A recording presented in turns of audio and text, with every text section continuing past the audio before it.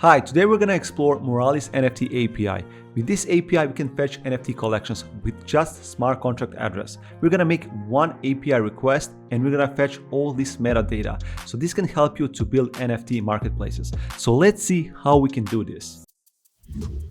Go with Sloba.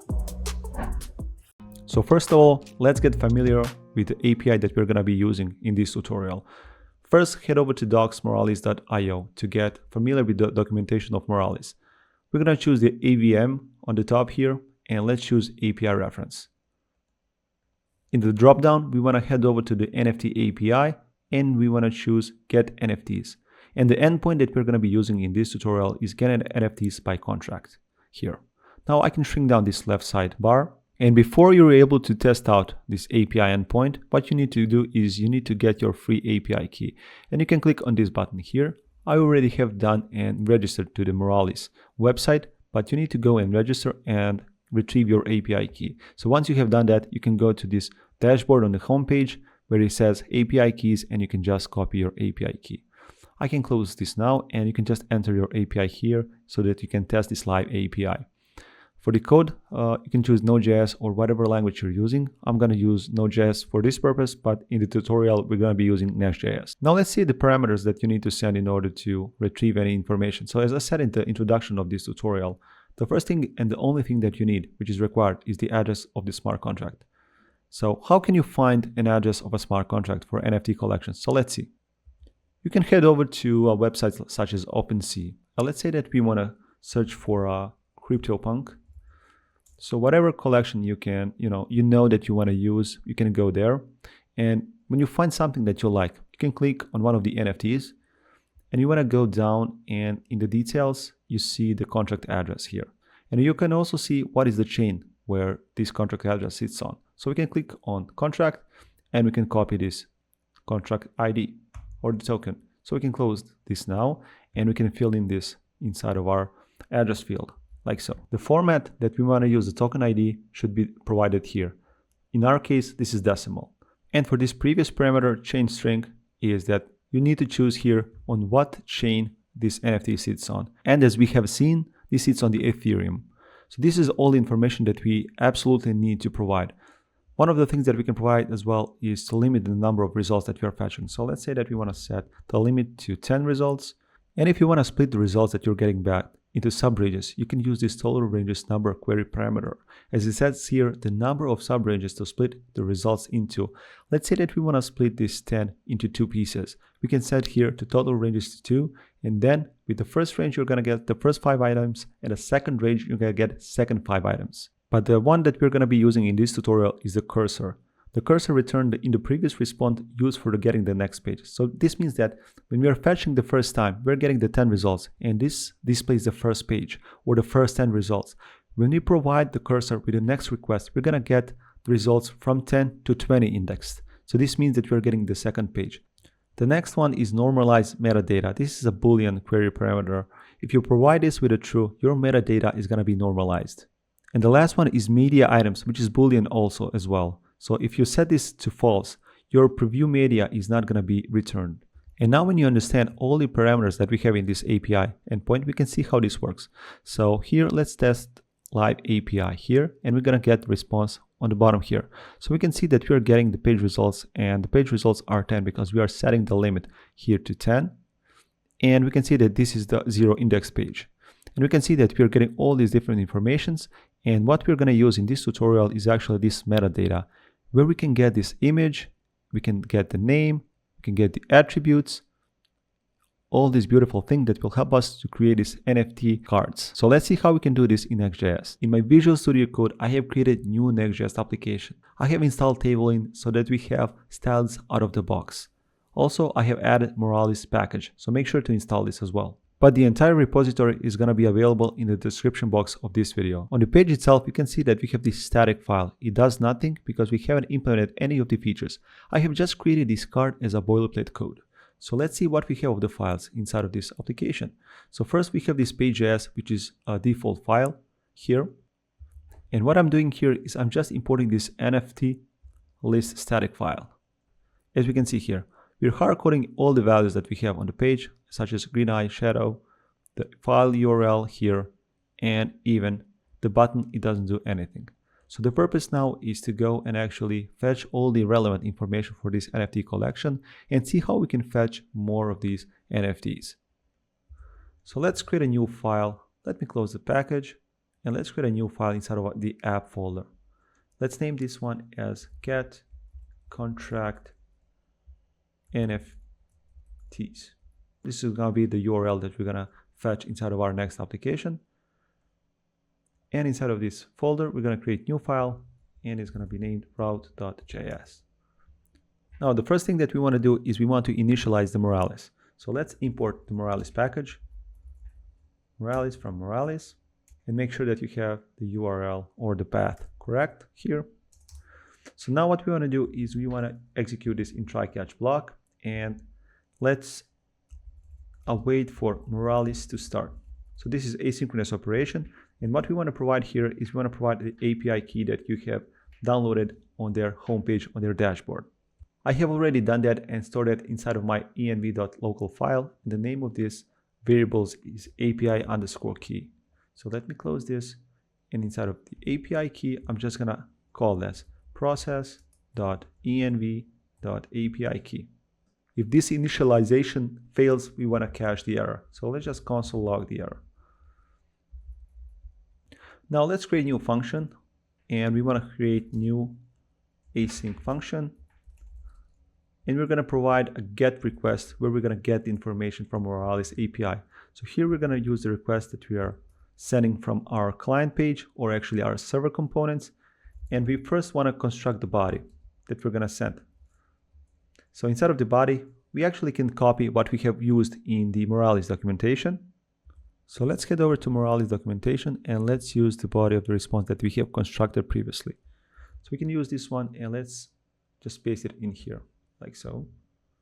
So let's see what we got here. So first we have the chain, and this represents the Ethereum. For the format we set to be decimal. For the limit we are limiting the results to 10, and for the contract address, this is the CryptoPunks address that we're using here. Now when calling this request, I want to send the cursor. So in case we are clicking on this load more button, we are setting the cursor for the next results, and we are appending the results to the current items that we have in the list. So here, let's catch that from the URL params. So const cursor, and from the request, we're gonna search for next URL dot search params, and we're gonna get the cursor query dot get cursor, like so. And then we want to check if this cursor exists. If it exists, we want to append it to the body. Otherwise, we want to leave it out. So if cursor exists, body.cursor equals to cursor. Next, we want to call Moralis API. So moralis.evm.api.nft.getContractByNFTs, and we want to send the body that we have constructed previously. This one. And let me enlarge this a little bit so it's more visible. And this is asynchronous operation, obviously, and we want to await this. And we want to store the result of this in a new variable, and let's call it as response. The only thing that has left to be done is to return this response. So let's return next response and make sure to import this next response on the top here.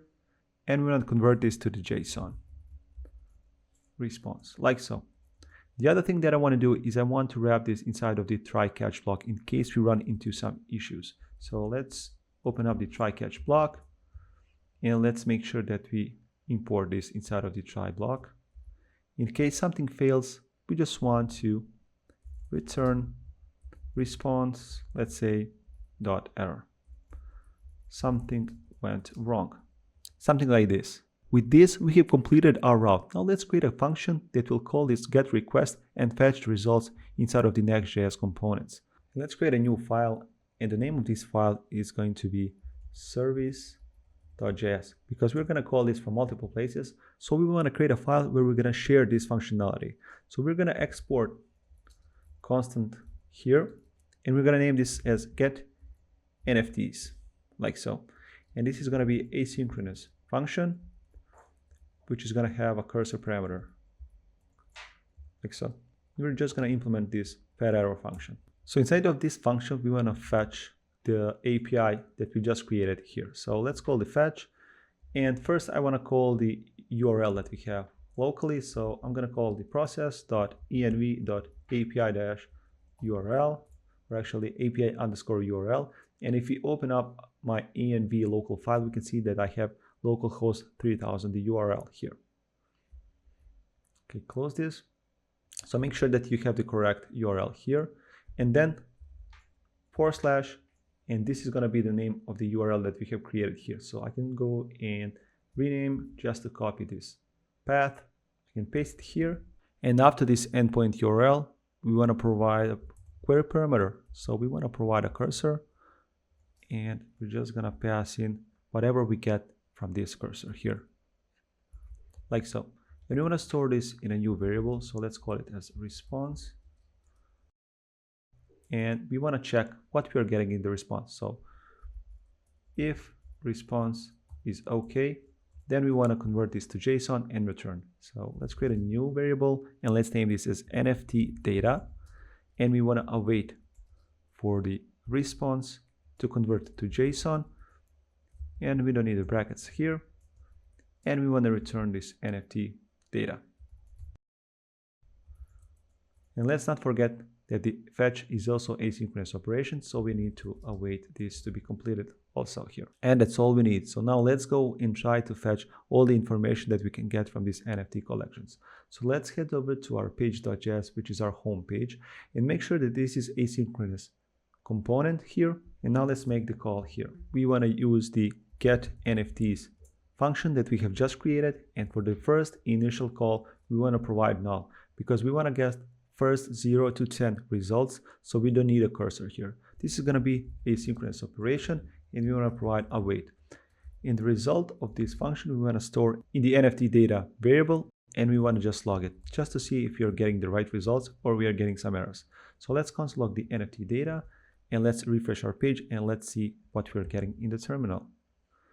If you open up the terminal, let's scroll down, and as you can see, we're getting the results here. So these are the collections of the NFT. As you can see, the name of the collection is CryptoPunks, and this is the metadata in the string format that we want to convert to the JSON output, and we want to use it in our application. So let's do that. Now I can close down this terminal, and inside of this NFT list static component, I want to create new property and pass down that property. So let's create a new property and name it as NFT data, and we are just going to pass this NFT that we have fetched from the API here. And now let's head over to our static NFT component, and we can receive this property inside of these components. It is called NFT data, and just make sure that this is a client component so that we can have interaction on the client itself.